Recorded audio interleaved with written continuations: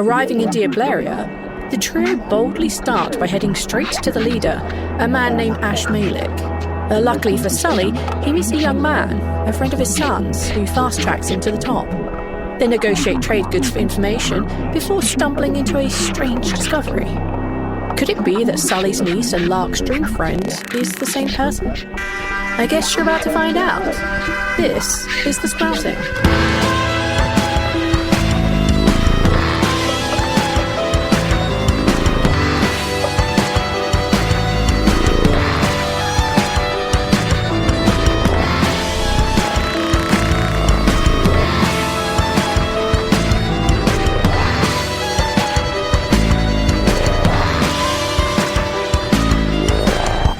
Chapter 1, The Meeting of Souls, Part 7. We had previously left the three of you, as it was beginning to turn into night, and the three of you are in an apartment 1 floor below Ash Malik. Your son's friend, Tubbs, had just left after delivering potentially bad news, well, definitely bad news, and then scuttled away because this was too much drama for him. So, what do the three of you want to do? Well, I think that Lark had just dropped a bomb.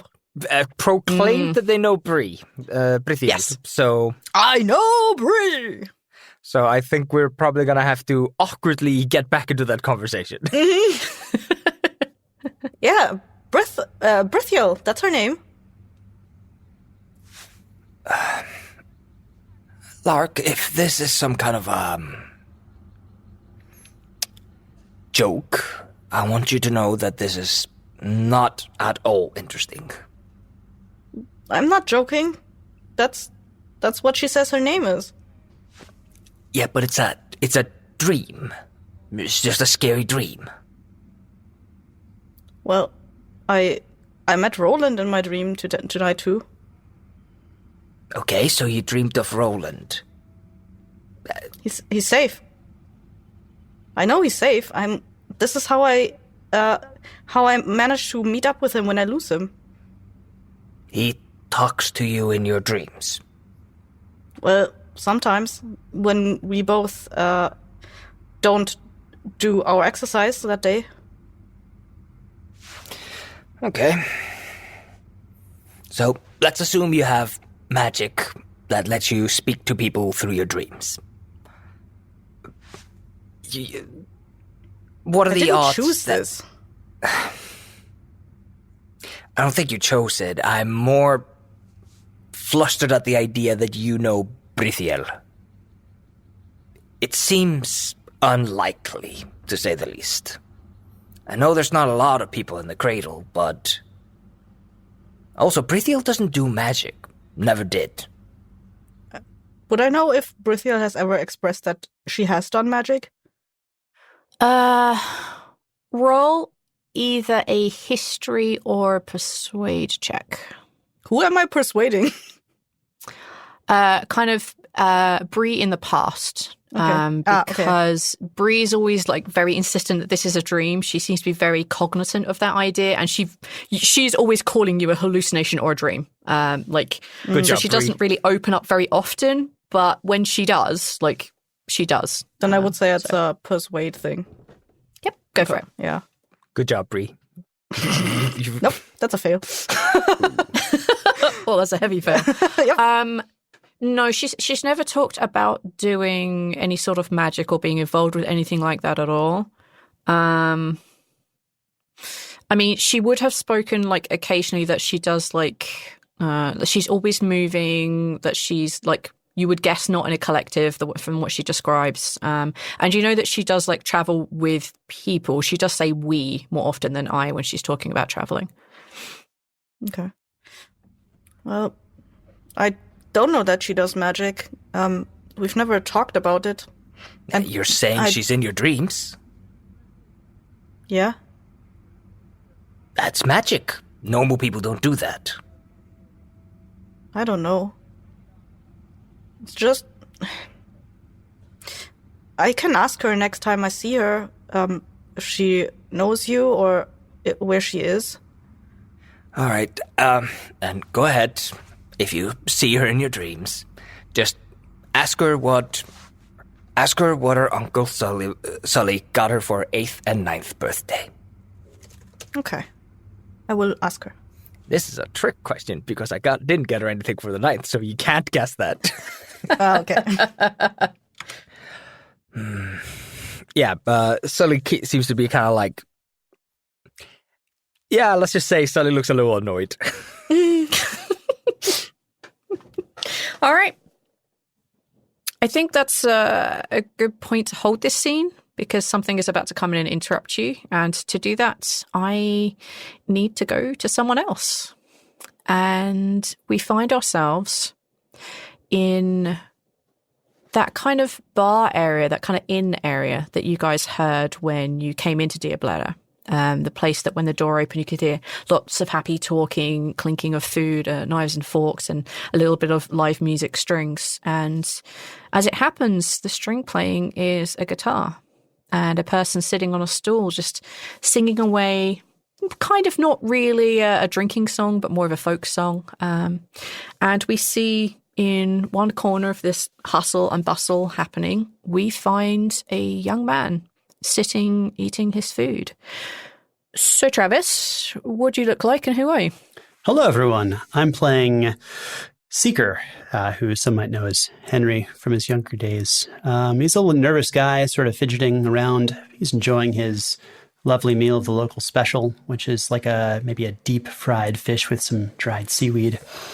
And he's got short hair, shaved and fuzzy except for a small tuft of like hazel that lines the center of his head, which falls messily to either side, and some darker roots sort of poke through like small trees in the forest as he's looking up from a crunchy bite. As you look up, you become aware that one of the folks you kind of recognize as like one of the kind of exterior guards. They kind of tend to man the gate more often than not. As you look up from your crunch of the seaweed, you notice that there is a young person standing there, and they're kind of like short, darkish hair, and kind of they could definitely eat more. Let's put that. They're not particularly strong, but you know that they're pretty handy with the machete at their side, and you recognize them more as a guard who tends to stand outside. So you don't see them often, but you see them enough to know who they are. And they kind of like wander over and they kind of like put hands on the kind of like either side of where your dish is and like lean in a little bit. It's like, so, there are some people looking for you. What kind of people? Well, one's an old dude, one's got lots of tech on him, and the other one seems to be a young kid of some kind. Yeah, they were looking for you. They mentioned Aster. Ah, shit. These are cult people you know about, Aster being Aster. No, I don't think they're cult people. They're probably just they don't sound like anyone I know, but I can suss them out. If you want to come with me, I wouldn't be opposed to having, someone who's regularly outside near me when I'm chatting with them. Yeah. I mean, security is all part of what we do here for each other, so yeah. You assess the magical shit, we keep you safe. All right, go on then, mate. Hurry up. Actually, you can finish eating. They've probably got to fuck around for a bit. He kind of sits down opposite. Now I've kind of lost my appetite, but want some? Yeah, he just grabs a fork from like another table, just kind of like a really big dollop of the fish, and just starts like chewing away, and it's gone in like seconds. All right, let's go then. Defeated, not expecting him to have taken the whole thing. He kind of just stands up, sighs a bit, like you lose your appetite a little bit sometimes, but that was never mind. Let's go. Let's go meet them. Yeah, fuck it. The pair of you go out and you go into like the open air, and the sun is like it's not far from being setting at this point. So you've got a little bit of daylight, that kind of like golden hour of sunlight. And you very quickly see like one of the other guards rushing over, says something to your kind of guard companion, and turns back and begins to like walk along with you. My friend says they're up at Asher's place. Must be important people. Okay, well, that's less likely that it's going to be maybe a violent encounter. That sounds good, right? That's promising, I think. Yeah, I mean, hopefully not. Hopefully I won't have to kill them. I mean, they look nice enough. Well, some of them look nice enough. Well, you know. Can I maybe just grab my rifle real quick? I'm like a little, or like maybe a machete to look a little fiercer, because I don't get the idea that I give off the most intimidating of vibes all the time. So he kind of like, he steps back, like stops you in the middle of the street, looks you down, looks you up, reaches across and like grabs like a dagger, it's like at one of his hips, and just hands that over to you. And he kind of realizes that you may be.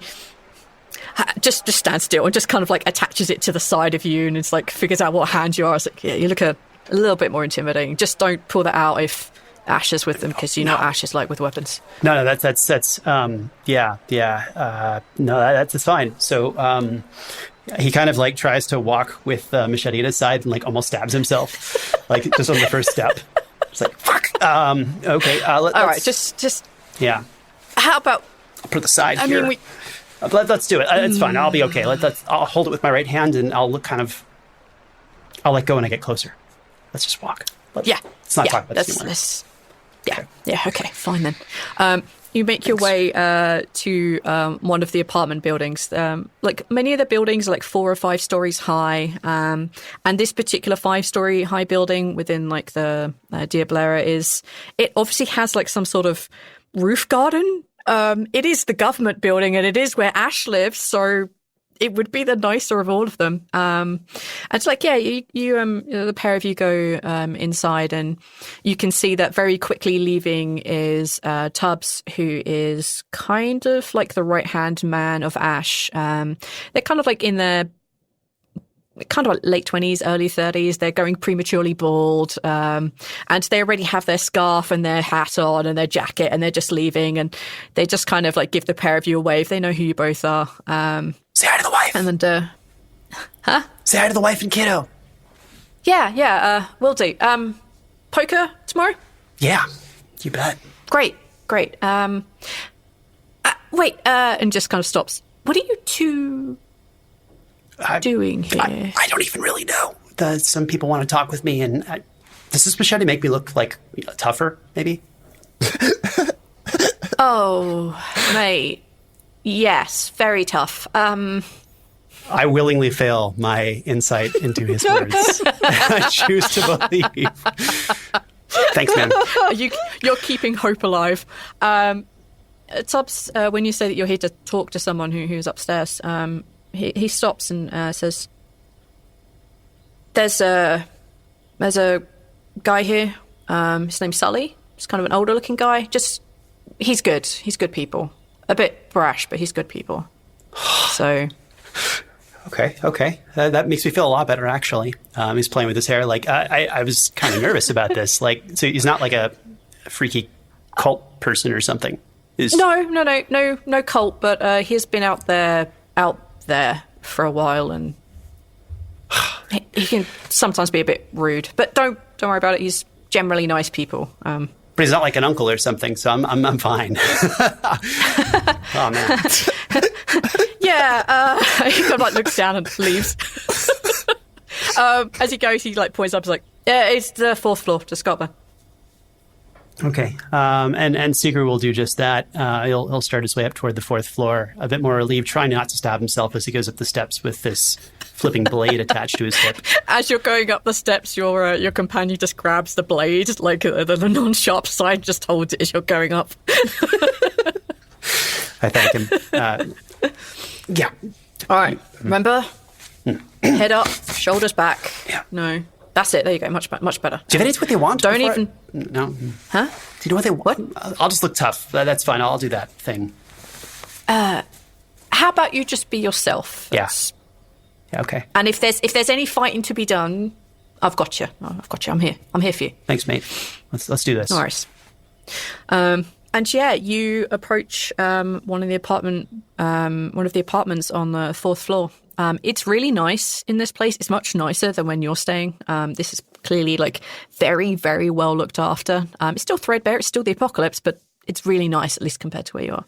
And you hear the sounds of voices talking on the other side of the door. And your friend reaches over and knocks a few times. I hold my breath. Seeker's just waiting. Do we go in? Do we wait? The guy opens the door, and that's when the 4 of you see each other. Seeker walks in with fake confidence.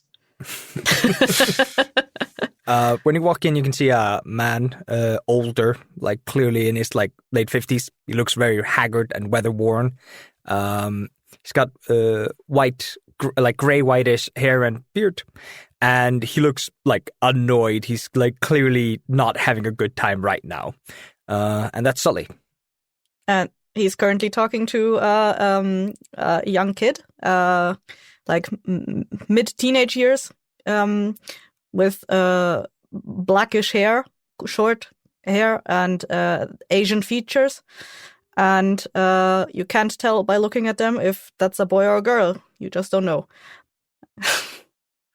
Ralph looks to be in his... I don't think I've named his age yet. He appears to be somewhere around his early 30s. And he has kind of auburn hair. It's kind of pushed up by his VR headset and various tech things are around him. He has a drone and a backpack and a various little wristband thing that all kind of works together. He wears a tarp. Underneath, he doesn't look like an adventurer necessarily. He just has jeans and shoes and a shirt, but he puts this tarp on and all his tech and gets out and about. You see like the 3 of them in this room. You see like Ralph is a little detached from the other 2. The other 2 are talking and have that kind of like you've interrupted something kind of a look to them. Excuse us? Yeah. Kind of look. And Seeker probably can smell them, I suspect, from a fair distance, and his nose just like twinges for half a second. It's definitely a different smell. It's definitely more like an earthy kind of like plant smell versus what you're used to in Diableria, which is mostly salt and fish. Mm-hmm. The disgusting this is a plant smell. different smell. Yeah. Did you say they kind of throw the door open? Yeah, like you hear a couple of knocks.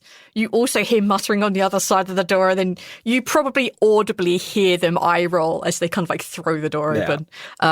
It's the same guard that you saw earlier today when you came in that was kind of ran off to go find Henri. And you just see them kind of like leaning. They just like lean against the door and like cross their arms. Like their chest is definitely puffed out a little bit and they're kind of like holding their head back. They are here. And Ash is also here? No, you would know that Ash kind of lives up. Ash lives in the floor above, in like the Uber apartment. But the Ash is not here. Okay. Hi, I was told you're looking for me. Oh, are you Henri? Yes, that is a name that I've gone by. Okay. Your friend told us to find you. Aster. Oh, you're friends with Aster. Well, not really. Okay, well then, what can I do for Aster or you? This might be a little bit sensitive. Anything you can say to him, say to me. All right, cool. All right, fine. Aster is dead. What? We were attacked while we were scavenging from a burrow by the Sickle of Yamal. 2 men with a sniper. Their first shot didn't hit anybody, but their second shot instantly killed Aster. Shit. Before we even got attacked, I'm sorry, do you need a moment? Just keep going. I need to hear this. The folk that was the guard that was at the front kind of like puts their hands on Seeker's shoulders and leads them to go sit down and takes the machete from you. Seeker sits. But they don't leave the room. Yeah. Sorry, it's... Okay. Before we got attacked, he told us that we were supposed to bring something to you in case something happened while we were in the burrow. We don't have that anymore.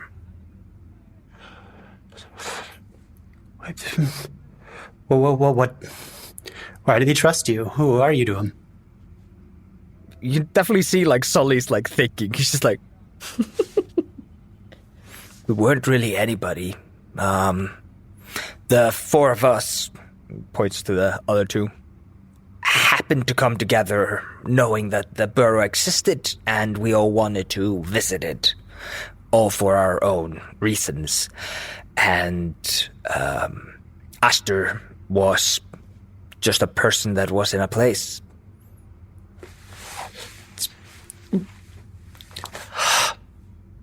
Okay. Then what was the thing he was supposed to get and give to me? What was so important that you came here not really caring much about him beyond this that you thought? There's more to the story, but I'll get there. What he wanted us to bring you was a book. He said it's gonna save the world. What did he say? It was a little green journal-looking thing, eh? I tried to get a clear picture of it, but I couldn't find anything with any writing on it. I might be able to get a vague, blurry photo of what it looks like, but nothing really useful. Travis, could I have you roll either an occult or a history check? Let's do occult. That sounds great. No, 92. Oh, First that's a big fail. Roll of me of this session. I'm in it to win it. Alas, the dice say otherwise. No, you have no idea what this might be at all. Was it something he wrote? Was this something that he found? So he came with us to the burrow for the expressed intent of finding this book. It was the only thing he cared about, and he frankly put all of us in danger to get it. Of course, if it was that important, then yeah, I could see why he might do that. That it makes sense. You don't know what he's been through. You have no idea what he's been through. He's gone. Yes. His death was quick. He got hit in a vital spot. He didn't suffer for long. What the fuck? You don't need to tell me this stuff. I don't want to know the details of it. This is oversharing. This is just tell me. God, just give me the information let's focus on this so I'll try and just focus on one thing. So this book, right? You're all there to get the book together, and you had other things you were doing. You're shaking your head no. So I did not care for this book. Again, it was Aster thing. I didn't even know it existed. And you left it there? No. So you asked. We're jumping around a little bit because you're asking questions. Don't mention guns now. This is. Sorry.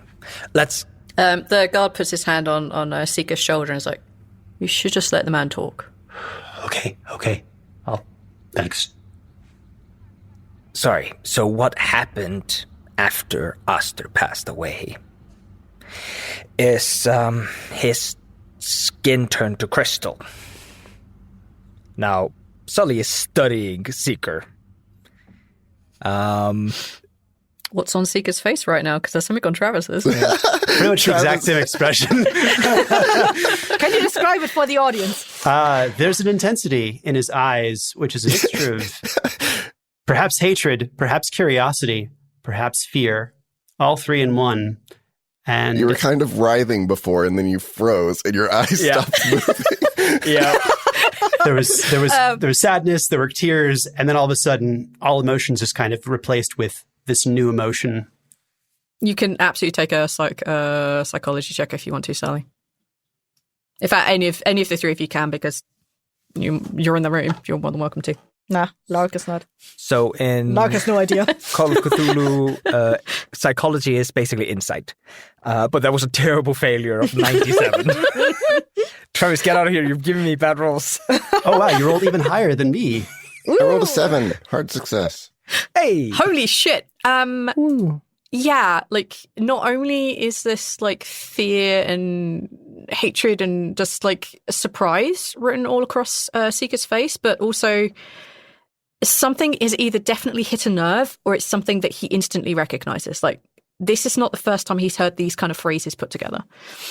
Oh, I love that you set it up so I could drop that bomb on you in, like, such an intense way. Sorry, yeah.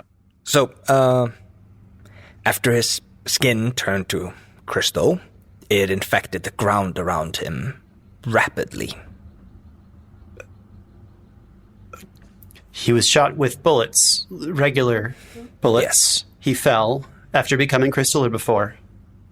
I don't think he died instantly. I think our friend, our other traveling companion who used to live in the borough, ran over to try to help him, so I assumed that she at least tried. Okay, what's the insight for lies? What would we just call that? Psychology, because now I'm a little bit sus of this, because you said he died instantly without pain, and now all of a sudden, well, no, seeming to be a little bit of a flaw. Rewind the tape. I said he hit a vital spot and he did not suffer for long. Yeah, I failed. That's fine. All right. Yeah, you rewound the tape and you found out that he said that he did. He did some of it. Our friend ran over to, our travel companion ran over to try to help him, but it may have been maybe 5 or 6 seconds later, I managed to hit the last assassin that was running around, and by that time she was yelling at us that something was happening, and that was the crystallization. It spread fast. It spread violently. It took her and her friend out, and we barely survived. And the sparking incident was his death and not something else. We recovered the gun from the assassins. Yeah, let's call them that. And I've gone over it. It's a good rifle, but nothing special. There's nothing special about the bullets. There's nothing special about the gun. And okay. These assassins, who were they? 2 men, very nondescript. Just you could have belonged to anywhere, but they had what did they have that had the sickle of Hmmm on it? An The actual sickle of sickle. It has an actual hand sickle, yeah. I probably didn't bring that with because it's big and also bad. Yeah. Yeah. I'm gonna say that in game, like Solid, like wait, where did we see the sickle? That gets revealed like that. Okay. Did this sickle, did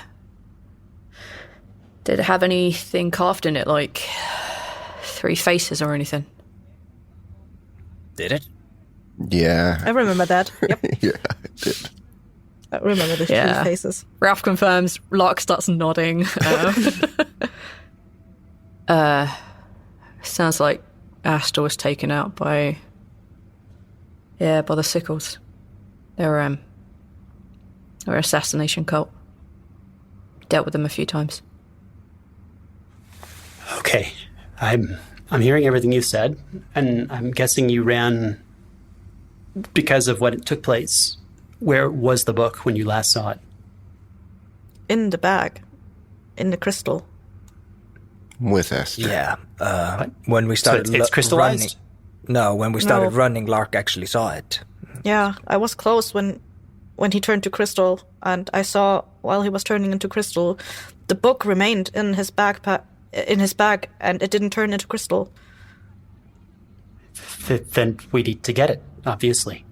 We tried, but it wasn't there anymore. Yeah. We tried to go back to recover it, but as the crystallization happened, Lark saw something. The sky turned red, and there was a something large that it looked like a lot of roots came out of the sky, and I only had a second to see it. That's about all I saw. Seeker examines his watch and tries to use the reflection of his watch to try and look at his own face and try and examine his features and see if anything's different. He's really freaked out right now. Do you know what? I think you need to take at least one sanity check for the death of your friend. I really wanted to. I wasn't sure if I should prompt you as my first roll of the game. No, I think it's fine. All right. You're not going to lose so much sanity from a single roll like this to have a major effect, so I think it's fine. 51 that. versus okay, we'll roll that in. Failure. A failure. As you look at your reflection in your watch, for a moment there's like a flickering of Aster's face, and then that just kind of disappears, and there's nothing changed too much about your own features. Definitely red-eyed, definitely scared looking, but nothing otherwise has changed. Just the memory of a friend now gone, which costs you 3 sanity. Well, so who are you guys then? I know your names, but I'm Ralph. What are you all about? Why were you there? What were your very personal reasons for going with Aster to save the world? And Sully looks over to Ralph and, like, genuinely is going to let him answer first. Just like, yeah, what the fuck were you doing, dude? I've asked you 3 times. You just keep saying books. I've never said books is the reason that I've gone. The book was the... No, not books. I mean catalog. Information. Yeah, information. Yeah. Sully just, like, looks over to Ralph, like... Well, Sully had asked for help for something in the vault. The vault had asked for help as well with security things, and that's usually what I can help with a bit of. Vault's finding various tech, they need to figure out how to set it up, so I go around and help them. Just outside where the burrow is. okay, and I'm sorry. This is just really disturbing for me for more than a few reasons. Okay, and Sully, what are you trying to find, or did you? I was simply looking for anything recoverable, preferably unspoiled seeds, untainted. I found some, but most of them were damaged in there. I've still yet to get them to a good farm, but... So, you're scavengers? No. Scavenger isn't the right word. We all scavenge, like... Diableria isn't a town of scavengers, is it? Well, to some degree, but we're a community of it. You're sort of freelancers, it seems like. I scavenge when I need things, not to survive. I'd rather help people or work for my food rather than find it. Oh, okay. That's fair. And you said your name was Lark? Yeah. Okay, and you're just a friend of Sully's, I'm guessing, or the kid of Sully. Friend of Sally a friend. is a friend of a friend, and I lost my friend. Actually, I just met him shortly shortly after I split up with my friend that I lost, and that's also the first time I saw Aster. He actually saved me from a hollow crest. Huh. Okay. You would know that a hollow crest is basically a really good camouflaging plant that has like a little stem inside that knocks and makes like a ticking sound, and it's basically an ambush plant predator.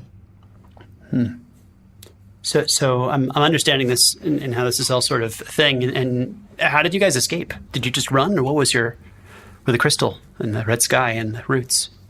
You're asking a lot of questions when I feel like we've told you basically what's going on. I understand that your friend passed away while in our presence, while working with us. So I need to ask you, what was in this book that he wanted? Why does he believe that it can save the world? And how do we prevent another crystallization like that? Certain things like that have happened in the past. Yes. They've been reported by other people. People have reported seeing things like that. You can absolutely take a psychology check on that. Fail. Oh, come on. Wow. I'm so credible. Lark, save us. Nothing about this situation screams, yeah, my friend has this embarrassing body situation. Nothing of that comes out at all. Fine, I'm doing one. Hang on. Please. Let me try to get there. 15. Use 5. Okay, fine, I'm pushing. No. You don't need to push, but you can use luck. So you can use luck to turn that failure into success. Yeah. In that case, as you look at him and you kind of like have a sudden like, oh, this guy is telling the truth, but this is far more personal than it was a rumor. This isn't a rumor. This guy knows because he was there. Like you have that like immediate vibe off of everything he's saying, the way he's saying it. Well, I'm not calling him out in front of everyone. Lark, you're useless. Small shot. I love you, Lark. Lark is observing. Lark isn't like going to blurt it out in front of people. Before kicking They're me in not the sociable shin. like that. Causing me to drop my machete. Liar! You don't have the machete. The other guy took it away. Thankfully, it would have fallen on my foot. Okay, so he was actually working on ways to stop such things like that from ever happening again. We both. He kind of looks over his shoulder at his bodyguard friend. We both kind of are on our own ways. We want to make our community, the world, safe, better, and that's really important. Yeah, but Aster was into that much darker shit than you. And how were you guys trying to do that? It's true. Differently. I try and work as a knowledgeable resource here to help trade when strange things come this way. I can generally help figure things out and make sure that the things that our community trades in here are safe. And that's my job. That's one of my jobs. I do a lot of things here, but that's one of them.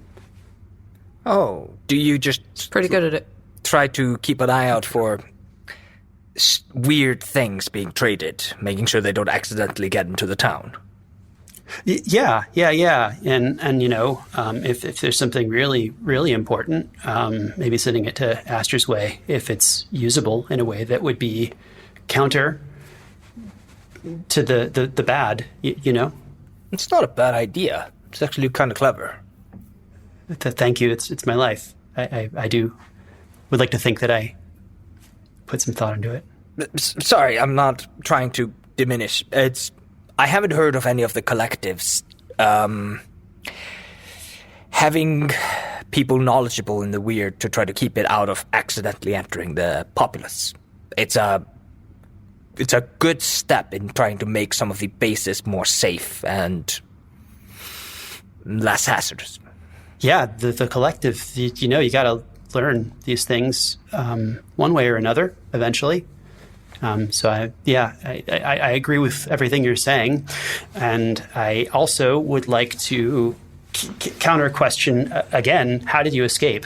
Because this is really important. How did you get away from the thing, the crystallizing, or did it stop? Did it end? Did you just leave?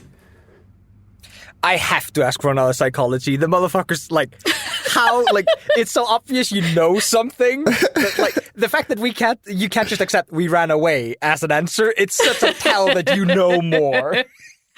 I think at this point, like, yeah, Okay. you can just work on innate ideas. Okay. Like, I think that's fine. Okay, fine. Sorry.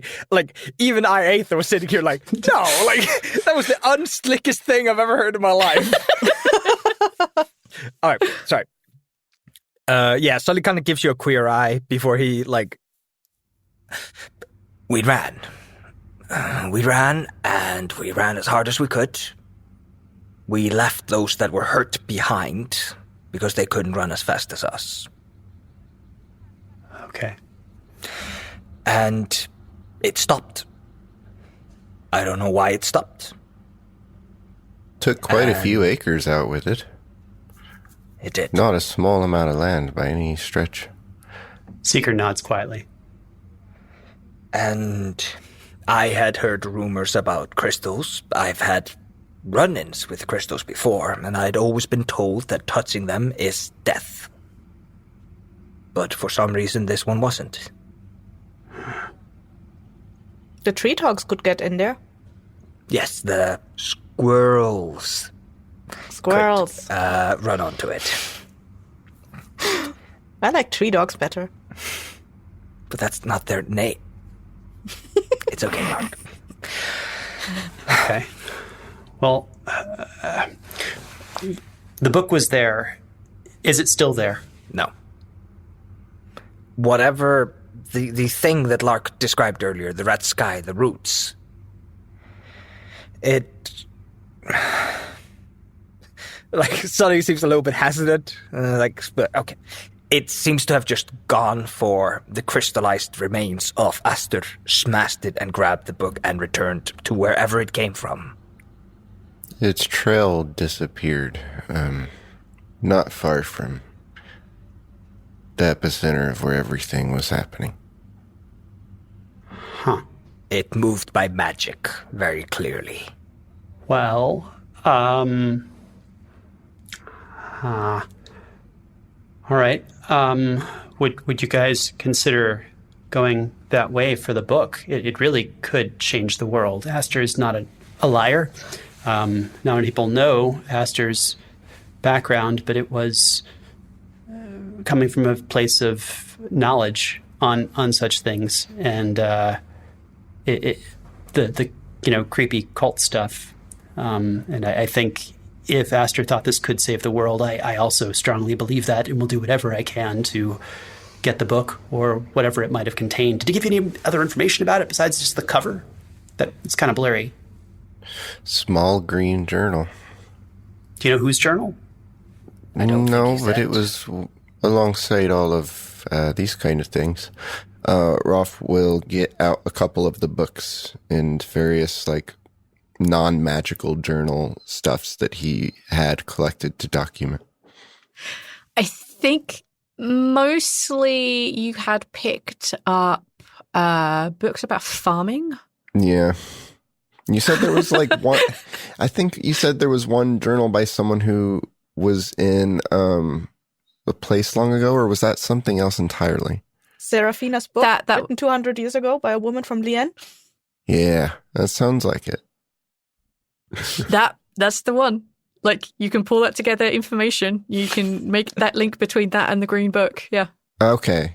So yeah, Ralph, kind of now that you're a little bit more aware and you've maybe caught up a little bit more on the recordings from various times, yeah, you remember that Seraphine had been mentioned as a woman about 300 years ago, had written a book about the sprouting years before it even become a blip on anybody's radar. And yeah, it was pretty interesting journal from the information that you kind of had heard about it, either from Seluna or from Aster themselves. So you're looking at it, make the jump of oh, that's probably the journal in question. Okay. Okay, I just have one last weird question, and this is just, you're not witches, right?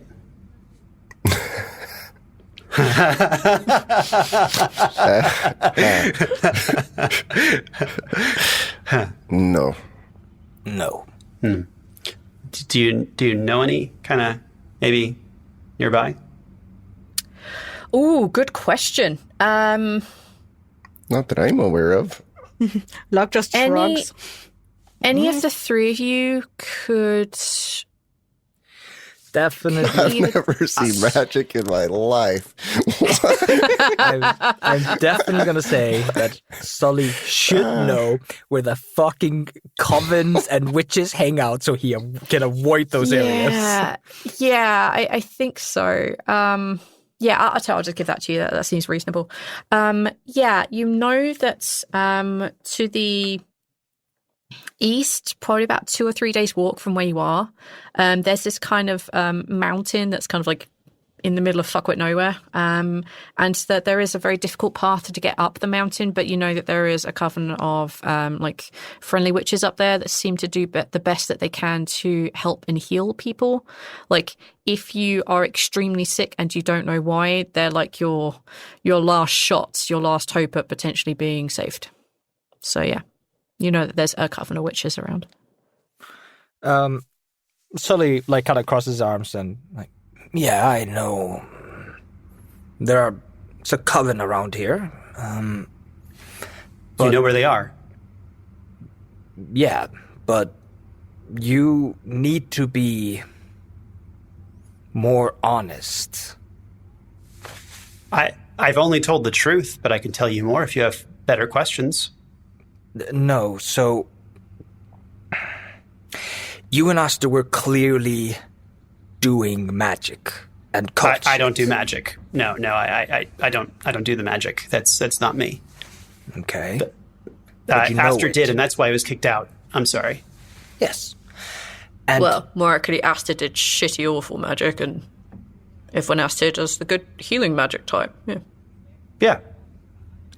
And Aster was targeted by the sickle of Yamal. You don't get targeted for that for a small reason. He told us he ran away from a cult. This cult seems to do the crystallizing magic. Seeker turns visibly pale. Now's the time to be honest, Seeker. Because we have more. Yes, he did. Everything you've said is true. And I look at the bodyguard. I think we're good here. I can keep this conversation going. I have a huge ask. Can you please check with Ash if we can get some seeds for these guys? I'm going to need their help on a very special project, and I want to like barter with them, but I don't have the authority to barter with them. Can you please just check with Ash if I can barter with them something? I'll go ask. Thanks. They look like put out. They definitely want to stay because you guys are talking about weird shit and he's into that. But like, he takes a few steps out the room, turns back and says, "If you need anything, scream." And then he looks at the other three in the room. "And also you, if you need anything, scream." Looks back at Seeker and then leaves. When the door closes, Seeker looks up. Yeah, Aster and I were the only two survivors. Survivors of what? I'm sorry I'm being blunt, but I've seen the crystal thing happen once before, and I am lucky to be alive. And now I've seen it twice, and I'm even more lucky to be alive. What is this thing? Well, we had what you would call an unconventional childhood, where we were raised in a cult, and folks like yourselves would be considered, well, you know, I don't want to say unholy, but the plants don't attack us, that's for sure. So it's a little, you know, it's easy to have faith in something when you have tangible proof. And there was an accident some years ago, a really terrible one, where everyone I know and knew, and Aster no one knew, was part of a ritual which wasn't like the normal ones, you know, the normal stuff that cults do, that seems normal when you're part of it, right? But it isn't so normal when you look back on these things. And now Aster's gone. Sorry. So yeah, there was a day where the same thing happened. Everyone turned to crystal, and Aster and I just fled, and we got horses, and we were out of there. And that was kind of the start of it for us. So I hope that helps. It would explain. We don't tell people because I presume we're still being hunted.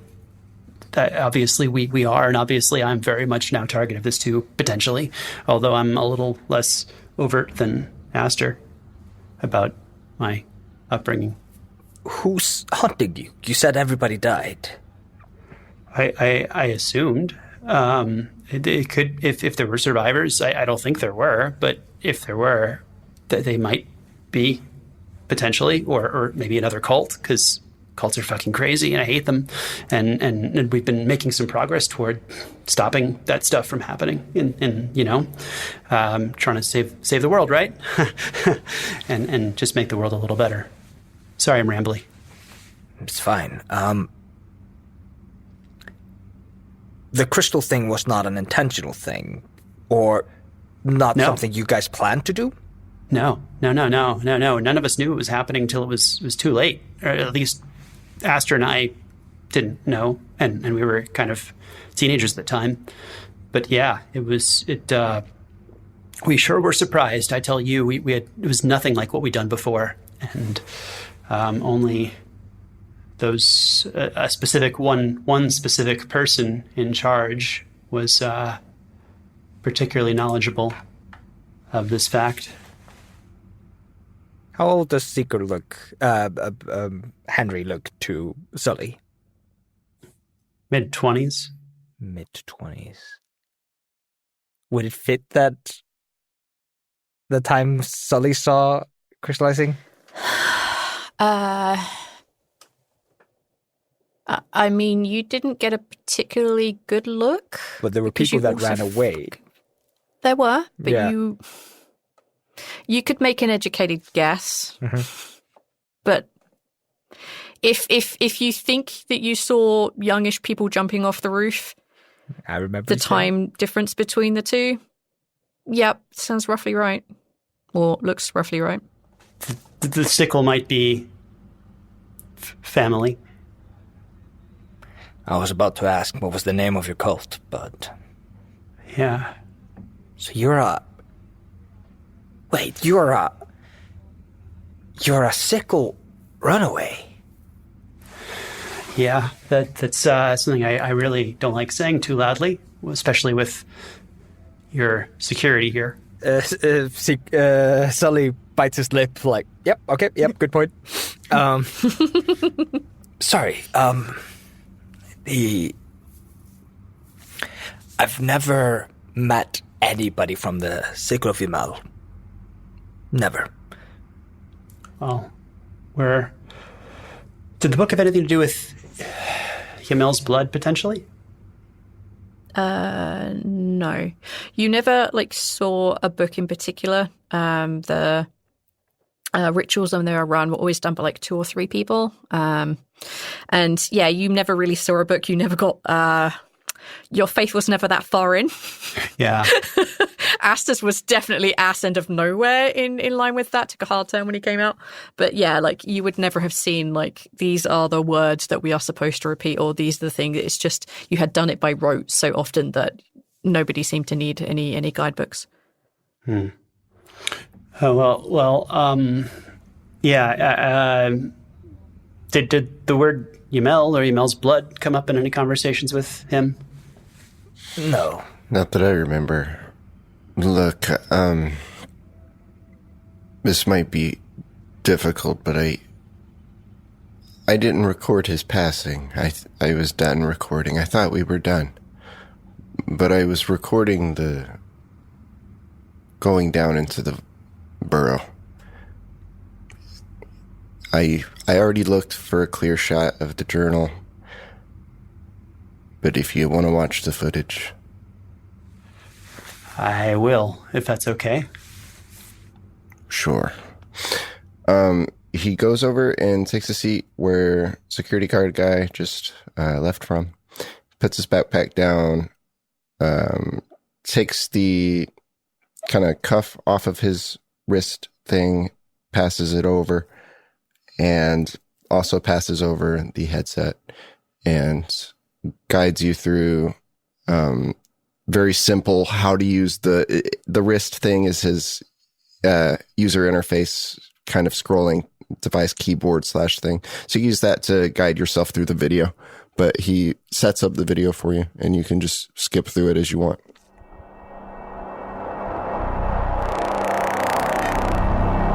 Footnote: Henri at Poitiers. There is an old sign outside of this town that says, "Welcome to Poitiers. Population 2,500. That obviously doesn't apply anymore because the buildings are falling apart. You can see that there are lots of rusted cars up and down the streets that have just been abandoned for 80 plus years. The buildings here are a mixture of 3 and 4 stories high. There are some smaller houses around. There's a main street. But in this small little town of Poitiers, in this kind of new version of the world, there are signs. And if you follow the signs that lead you to the campsite, you see before you a kind of large open-ish space. Some of the old caravans and the old tents and the old cars have been pushed off to the sides. There's now a big clearing. And you can see that people have obviously been living here in tents, or they've been living here in some of the old RVs, or even living in the big facility building in the middle of the campsite. You know, those sort of places where you go to take your showers and like cook your little bits of meals and stuff like that. That's where most of the people who currently live in Poitiers actually live. You can see that on some of the walls and on some of the cars that have been left behind, there are spray paintings of graffiti, which is not unusual in and of itself, but very particular here at the campsite. There are lots of semicircles with kind of little Ys hanging off of one end. You would know this to be a marking of your people. It's a sickle of Hmmm. And talking of you, who are you, Travis, and what do you look like? My name is Henri, and I'm a strapping young lad of about 16 years old. He's a sort of a nervous-looking guy with short hair. It's shaved and fuzzy, except in a small tuft of faded red and black lining in the center, which falls messily to either side, though hazel roots sort of poke through like small trees in the forest. And he's a bit of a nervous guy, and he's got glasses, and he's kind of friendly. But, you know, that's Henri. That's me. Great. In this particular evening, it's as the sun is setting, and just kind of as you're getting ready for like the nightly routines of, you know, giving thanks to Hmmm and making sure that the world is right, you notice that a very kind of thin drizzle has begun to set in, and you can tell fairly quickly. You mean you've lived out in this particular area for a while? You know this drizzle is going to become thick and heavy and fast, and be that kind of one that if you're outside for more than like 5 seconds, it's going to drench you to the bone, because it's that kind of a weather right now. Your mum, whose name I don't have on my notes. Saphira. It's in my other notes. Saphira, thank you. I could never forget your her mum, name. Saphira, just good, nice. I will, but they're in my crestful notes. Your mum, whose name is Saphira, has kind of like hazel-ish long hair that seems to like sit on her shoulders, and always seems to be like perfectly well brushed, even though, you know, she doesn't normally bother with such vanities. She's putting on her robes, as is your father, Ladnar, who was kind of standing next to her, and he's a much taller, he's a much older gentleman. He still has like very thick dark hair about him, and he has kind of like really pale greyish eyes. You can see that they're both putting on their robes, and they're kind of like looking over at you and just kind of keeping an eye on you, making sure that you're following everything you're supposed to, that you're anointing your wrists, and that you're kind of like making sure that you're all clean otherwise. I'm assuming that you're going through with the ritual. Oh, I'm following through what's normally expected of me. I want to be a good son within this community. Good. You know that there's this kind of like staircase that leads up to the roof itself. There's a roof access. And you can see that many of the other people of your town of Poitiers have they're beginning to gather, and you can see that, your mum's like, come on, love, let's quickly, we're going to be late, and this one's really important. Because she kind of like shuffles you forwards, and you join the line that goes up onto the roof. And you are 100% right. This rain is coming down in such a heavy way, and it feels really oppressive up here on the roof. And there's a little bit of a wind that's making it incredibly cold. You notice that, your kind of town, which is about 20, 30-ish people, they're beginning to form a circle, and you can see that most of them have already begun to throw off their robes. Some of them are just like, yep, too late, I'm in it. I'm going to get cold anyway. Who cares how long this is going to last? Might as well do it. You can see everyone begins to strip off, which isn't exactly normal for a ritual, but, sometimes it happens. But what really grabs your notice is that there is a man who is sitting in the middle of the circle. He's still wearing his everyday clothes that he arrived in earlier today. He's not actually one of you guys. You can see that his head is bowed and that his hands, his wrists have been bound, and he just seems to be sitting there waiting quietly and patiently. And you can see that the leader of your town, Reves, is kind of standing there. You can see that she has vines that are kind of wrapped around her arms, and they're kind of dripping to the floor, and she's just kind of holding her hands together, waiting for everyone to arrive. So wait, can you describe that a little bit more? I'm sorry, the vines wrapping around the wrist, just so I understand this as a listener and player. Yeah, so she has kind of these... she's a bit of an older lady. Okay. She has really flyaway grayish hair. And she has these blue vines that are wrapped around her arms, and they just kind of drip to the ground. They don't restrict her movement at all. It's kind of more like a... Accessories. Yes, yeah, exactly. Okay. They're kind of more They're accessories. not attached to the ground and she's stuck and this is a King Kong sort of thing. This is her with accessories that are vines. Yeah, this kind of denotes her position within your community. Okay. She's obviously you've known her since you were, knee high to a grasshopper. She's always been very kind. She's always very focused on what she wants and how she thinks she should lead, but generally speaking, she's kind. And although she's not great with strangers that come in, for example, the person who's sitting cross-legged in front of you in the middle of the circle. Yeah. But she tries.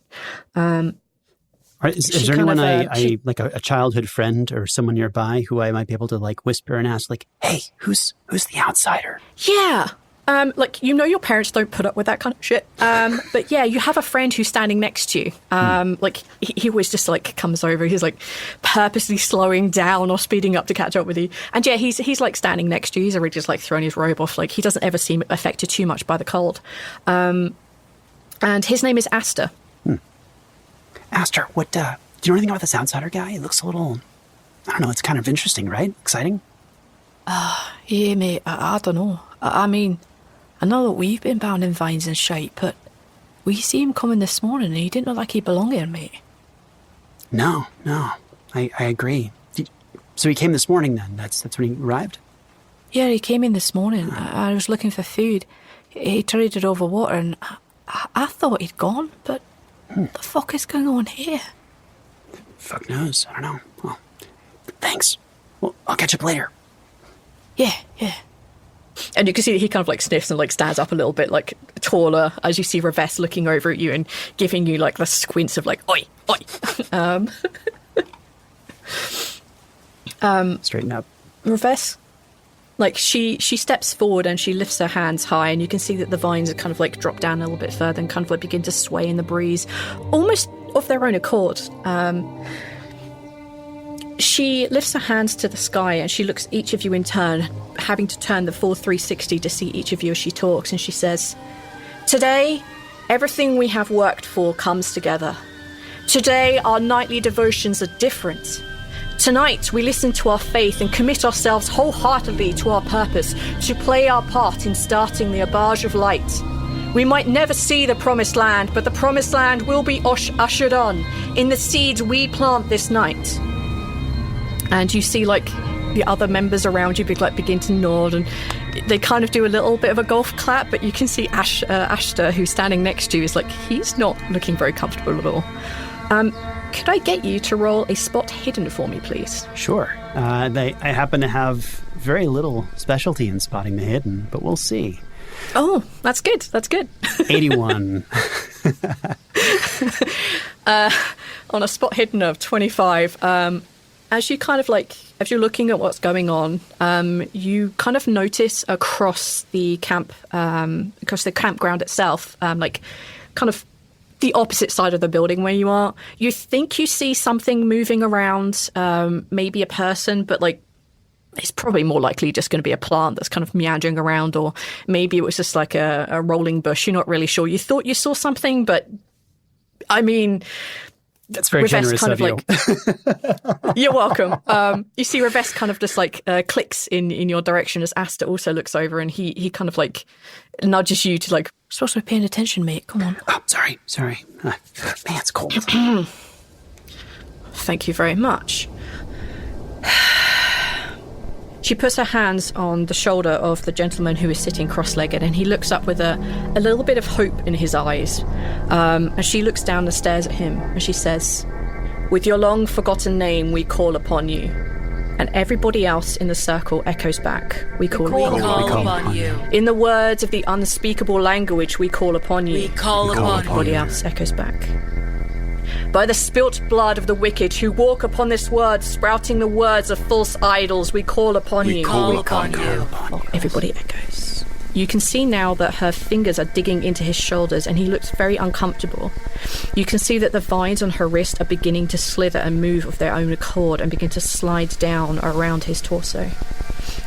"On the land of the dead, Harvest, that which will bring the earth itself into your service, Yumel, we call upon you." Everybody echoes. "We call upon you." Just above her, and above the man in the middle, you can see this kind of bright red glow that begins to just pulsate and slowly get bigger and bigger. You hear Aster next to you just kind of curse, and everybody else around you seems to be very intently watching this. They all seem to be very on board with what's going on, but Aster really isn't. As the red mist begins to get bigger, as the energy gets bigger, there is a sudden clash of lightning, and it hits directly into the red mist. The second that it does that, it's almost as if it parts and opens a rip into another world. On the other side, you see bright orange sand. You see there is this long creature that has very long, elongated arms and legs and a neck that is far too long, supporting far too big of a head. You see its head twist in your direction. You see these fangs that are dripping with blood and mucus and sort of bright green kind of fluid. It begins to slowly make its way before you and lifts its head and makes this kind of noise that kind of echoes through your bones. At any other point in this game, I would ask you to make a sanity roll. But because this is your backstory, I'm not going to. What would you like to do? Okay. I am very much going to nope out of the situation, because that is... that is not what we were taught. I'm going to turn around, grab a robe, and just try and get off the roof as fastly as possible and just start running, because I do not want whatever this was part. I think this is the moment where Henri has realized that something is terribly wrong with the choices he's made in life, or the choices that were made for him in life, and he's going to get out of there. That's quite fair. You grab your robe and you jump off the edge of this roof. This roof is basically 1 story high, so I'm going to need you to make a jump check to see whether you land safely or not. My other specialty. How did you know? Jumping as I roll up. No! It's a 90. Oh, even if your skill was okay, and 90 usually isn't. Yeah, you managed to like jump off the roof, but you land really awkwardly, so you kind of like land and twist your ankle and you fall on your knee, and you can definitely tell, like, you know, as a kid, if you graze your knee and it feels like the end of the world, it very much feels like that right now, as you've kind of like landed on these like rocks and whatever debris is around. Do you let out a cry at all? I try really hard not to, using a roll of Constitution to avoid doing so. Sure, go ahead. And if I fail, I will. Oh no! Yeah, that's fine. It's a 59 out of 40. It's fail. Yeah, you definitely let out this kind of like, crap. And a few seconds later, you hear what sounds like Reves yelling, "Come back, you non-believers!" as you see Aster just bolt off the top of this roof and also just try and do this massive jump as he comes basically straight after you. But this dude hasn't even bothered to grab a rope. Whatever he saw managed to freeze him in place long enough, and he's just like, nope. I'm going to make him also roll a jump check. Let's roll better than me. He kind of jumps off the roof, and you see his legs and his arms flailing as if he's still running. And he kind of like lands, and he kind of rolls forward, and he kind of like is a little bit beyond you. He looks over at you, he grabs you by your shoulders and basically grabs you upright and begins to run with you. I will not stop running. I will continue this run away from this place where I don't know what's right and wrong. My parents probably didn't run. I don't see them among those, right? Are you looking back? I won't. I'm going to keep running. Brave I think, man. You I hear think the knowing sounds is of worse.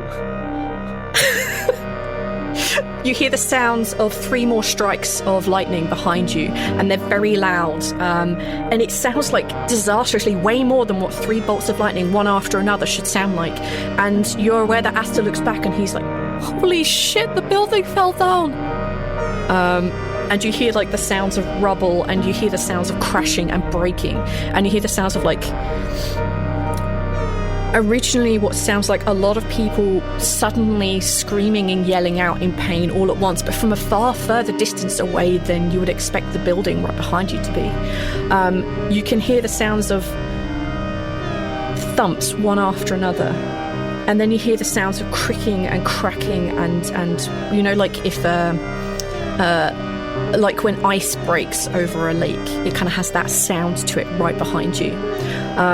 And you hear the screams suddenly stop mid-scream, just one after another, as it seems to be getting further and further away. Do you look back now? I'll take a glance through teary eyes.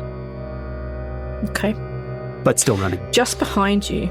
Yeah, like Aster is not letting you go. Yeah. Aster's been looking back, but he's not stopping, man. He's a little bit older than you, but like he's like, no way, we're running.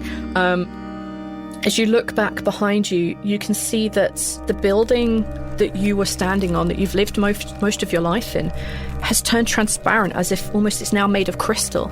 You can see this large 20-foot grey creature that has arms and legs the width of tree trunks. And you can see it has a head on top, and as it kind of like turns to look around, you can see that its face is almost a complete mirror, and you can see it scooping its arms down and lifting up people and breaking them into pieces.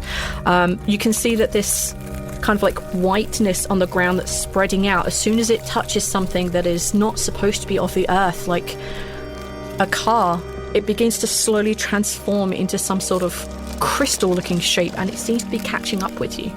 What would you like to do? Oh no, it's coming in my direction particularly. Oh yeah. You'll make an intelligence check for me. Sure. Intelligence, I can do that. I'm fairly oh, what? Okay, 68 out of 70. I made it. I made my first roll. You have a feeling that this might catch up to the pair of you before you can outrun it. It's moving quite fast, and you aren't moving faster than it. It seems to be picking up speed. And it is coming after us in the same direction. Yeah, it seems to be like using the building that you were at as like a focal point, and it's spreading out in like a large kind of a circular pattern. Okay. Interesting. Is there anything for like, it's picking things up. If I go for cover and hiding, that's bad. If I run, that's good. Do I have anything with me that I could use for defense? You have your rope. I have my robe. You have Aster. I have Aster. Take a luck check for me. Okay. I know that your luck is quite bad, but take a luck check for me. Oh no, that's a 47 out of 28. I was getting closer. No. Alas, no. Okay. You know that kind of like running in the direction you are, that you're actually running towards like some of the other houses that are kind of spotted around this kind of place where you live. Like, you know that maybe there would be some occult things there, but you've either run past it or you've lost memory of where it is, but you don't really see anything around that could help defend yourself from this sort of thing, if you even knew how. And your luck roll, Aster knows nothing either. Could you make a spot hidden for me, please? I was just going to ask if I could one spot something potentially hidden to maybe a hiding place or something. And I did well with a 15 of 25. I did it. Great. Aster did amazingly too. On a spot hidden, you notice that, like, a little distance ahead of you within the tree line itself, you notice that there are what looks like 3 horses that just seem to be milling about. As luck would have it, they seem to already be, like, bridled and saddled. You kind of see that off in the distance. It's kind of like a good gamble, as if you'd make it there and be able to get to the horses. But if you don't make a slight detour, you're just running straight forward into forest. Okay, and that's okay. I'm all right running straight to forest with horses and getting out of there, because the buildings seem to be the thing that it's using as momentum, if I'm understanding correctly. Yeah. Okay. So my plan then is to run forward and beat it to the horses. If I think do you think you can beat it to the horses and take a horse and horse away? Is that potentially? Yeah, you could probably make it. And I'm going to say the fact that I don't want to kill you right here, that yes, you can absolutely, like, skin of your teeth, just about make it to where the horses are. And just as you get there, you see that there is a young boy, a young Asian boy with really short dark hair, and he's kind of like wearing like a no-sleeve shirt, and you can see he's got a scar on one arm, and he has a rifle on his back. And, like, he looks very intently and kind of worriedly over in your direction. He sees that you're running. You can tell that he suddenly realized what the fuck is happening behind you. He jumps up on the horse, and he kind of, like, he holds the others in place with the hope that you guys at least know how to get on a horse. I will knowledge horse. Do you have any knowledge horse? That's under not library use. Lore. No, not lore. Definitely not under library use. That would be animal handling. Give it a shot. All it will do is slow you down if you don't make it.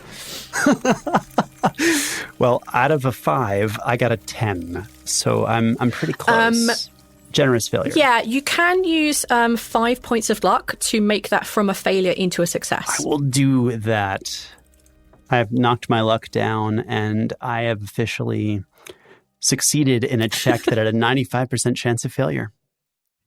You did so close. So yeah, like, that's one extra use that you can have for luck points, is that you can use them to turn a failure into a success, but you can't up the level of success. So you can't turn it from a normal success into an extreme, etc., etc. Okay. But yeah, with 5 points spent, you managed to somehow just, like, maybe you've seen pictures of it, or you've heard someone describing it, or maybe it's obvious, or you've looked at the boy books. who clearly has this. Yeah, in books, you'd be like, all right, you kind of, like, half jump up onto the back of this horse, get your foot in the right stirrup. Aster also manages to get up onto the horse fairly okay-ish, and the boy just kind of, like, gets the horses going, and you kind of just go off in one long chain, just straight behind where the boy is riding. He seems to know this forest very well. He's weaving in all the right directions, and you find yourself, after probably about 10, 15 minutes, beginning to slowly make your way up a hill. Up to this kind of, like, clearing, and you see the boy kind of, like, slows the horses down, and he kind of, like, turns around and looks back across everything that's behind you. As you look, you can see that this kind of whiteness and this crystalline turning of everything in this area. You can see the buildings of your former home are now crystalline structures. You can see that many of the trees around have also turned to crystal, but not all of them, just some of them. Is it a transparent crystal, or is it like a dense? Yeah. Okay. It's a very transparent. It's a bit like glass, but there's a little bit too many refractions in it to just be glass. That's creepy. Yeah. I'm still, like, probably bawling at this point and, like, panicked while trying to act cool, but failing terribly. Yeah. Aster kind of, like, he's not doing great with the horses, but you can tell that the movement of this, like, crystalline glass effect has definitely stopped. Like, it stopped probably a little while back, whatever energy it was using is done. Could you roll a listen for me? Oh, I'm moderately... No, not so good. Oh, come on. What's a 20? 12. I did it. I actually listened. I got it.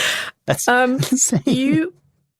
You haven't come across many of them, but you do know what the sound of a motorbike sounds like, and you can definitely hear one like quite a distance off. It seems to be like vibrating extra through the crystalline structures, just kind of like echoing around this thing. But yeah, you can definitely hear the sound of a motorbike kind of like making its way in a different direction to you. And it's getting quieter and quieter, but you can definitely hear it. The screams from the town are definitely like, now your heartbeat is actually beginning to slow down enough. They've completely stopped. You also notice there isn't really any bird calls anymore. The rain has basically stopped at this point. Everything is just deathly quiet other than that slowly getting quieter and quieter motorbike. Fuck. Aster, what do we do? What do we do? I don't know, mate. Thanks, kid. And the boy turns and looks at you and he nods and he says, "Hi, I'm Weston. Who are you guys?"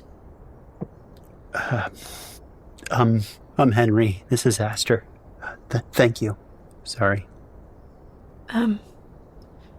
Here, and he kind of like reaches into like a side bag that's on like his horse, and he pulls out what looks like it kind of looks like a dressing gown, and it's probably a little bit too small for Aster, but that's all he has. And he throws it over at Aster and he says, "There's probably more clothing, but it might be a little small for you guys." What happened? I don't know. It was... Something was wrong. Something was terribly wrong. Was that what we were taught? Aster, was that... I don't know, mate. Like, I don't think we've ever heard a talk about this aubergine of light or whatever. I've never heard a talk about it. Although I never was the most fearful and I wasn't exactly listening half the time, but I ain't ever heard her say anything like that. Yeah. Fuck, mate. What were you doing near town? Oh. I'm looking for my sibling. We got lost a couple of years ago. And he looks about 12 years old. He looks super young. My sibling, I think they'd be 8 now. It was somewhere near here. I think we got separated. I'm not really sure. I need to find them. But I think we need to get you guys somewhere safe. Yeah. I'm assuming you guys had something to do with the cultists that made that happen, right? I mean, that's what you guys have got to be. Cultists? Yeah. I've seen the symbols around your town. I'm gonna roll a revelation check. Knowledge occult. With a 35, the revelation finally hits that maybe I'm in a cult. Yes. Maybe you're in cult. Yeah. I've seen your symbols around everywhere, and they're usually something to do with people who have magics that are working with the plants, you know? Oh, gods, we are a cult. Oh, man. I'm really sorry. It's... I guess we... You both looked pretty scared, so just a word from a wise person. I mean, I'm only a little bit a wise person. Maybe don't mention that you were from a cult when you find other people. Look, we better get you guys safe. You're gonna die of exposure if you stay out here much longer with the wet and the fact that you're both practically naked. Yeah, it's freezing. So sorry again, and thank you. If I can repay your kindness, I will, but I don't know what we can do. Just, we'll figure it out. Let's get you guys safe. Come on. There's a collective base near here. Maybe they'll take you. And he very quickly turns the horses and kind of without speaking much more, he begins to make his way back through the forest with you guys trailing behind.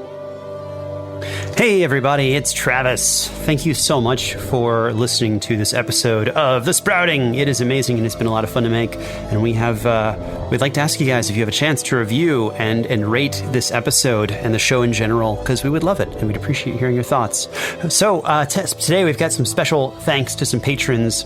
Falamon for the names Gilgamesh Cold Rock, Flapjack Fever for names Effie Conums, and Victor Bygos, super cool name. Smitey for the name Arak, Library Cat for the name Flightwood, and Shivery for Rebecca Waters. That's a really nice one, actually. I like that name. A special shout out to the Call of Cthulhu Mystery Program. We are playing their ad at the end of this episode, and they are really cool people. Kat Blackard makes a really great story. I was obsessed with season 1 many years ago, and that's how I became very good friends with Ryan McQuinn, who does all the soundtrack stuff I do on The Boar Night and other shows. Ryan is a fantastic individual, and their soundtrack on this show is to die for. Ha, ha, ha, ha. Maybe literally. We'll find out. I guess we're about to find out. Oh, no, that's the wrong show. Well, that's enough for today. Thank you for listening, and see you next episode on The Sprouting. Do you hear that? Presenting a bold new adventure into Lovecraftian horror and black comedy. The Call of Cthulhu Mystery Program's acclaimed second series, The Terrible Secret of Lot X. Sold to the woman in green. Estelle Thorpe has made a precarious purchase. Get anything good? Contents of automobile trunk, back seat, and glove box unsorted. Riveting. But this auction win is more than it seems. A deranged man tried to outbid me. He confronted me afterwards. That box you bought? Burn it if you know what's good for you. He who is not to be named killed those boys, and it's my fault. Just like he's gonna kill you. To solve the paranormal mystery she's uncovered, Estelle assembles an unlikely crew of curiosity seekers. Moses Cubbenfield, a renowned mountain man author. Estelle, ma'am, I promise that if you are trying to win me over, the odds are good, but the good's odd.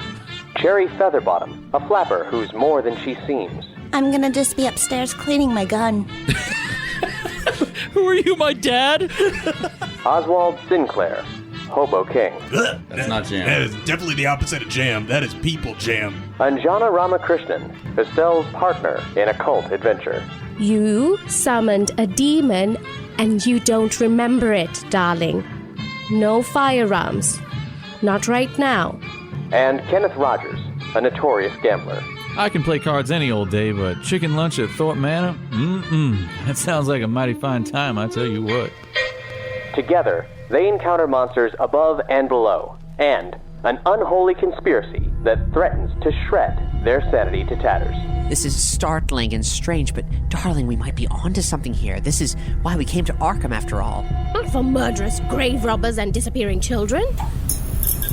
The Necronomicon. Whatever your intent with this book, I caution you, and say with all certainty, you will find more danger than answers.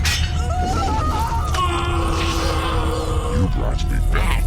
You all brought me back. Brought you back from what? This is not our world. This is not our world at all. When the dance is done and his infernal song rings loudest, there will be no lewd carnality denied to us. You leap onto this thing's back, bury your hatchet in its neck. He howls. I will eat you.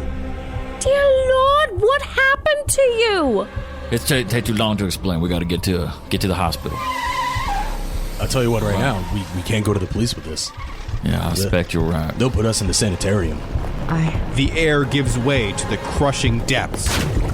You're drowning. You're drowning in a sea of yellow. In this program, our cast actually lives the terror. It's an improvised audio drama that uses Chaosium's Call of Cthulhu role-playing game and the wits of our players to weave these uncanny tales. This is a cinematic radio play where anything can happen, and these poor souls never know what's going to crawl out of the darkness. Discover the terrible secret of Lot X, the entire second series, now available on your favorite podcast player. Just search for the Call of Cthulhu Mystery Program or unlock all our secrets at CthulhuMystery.com.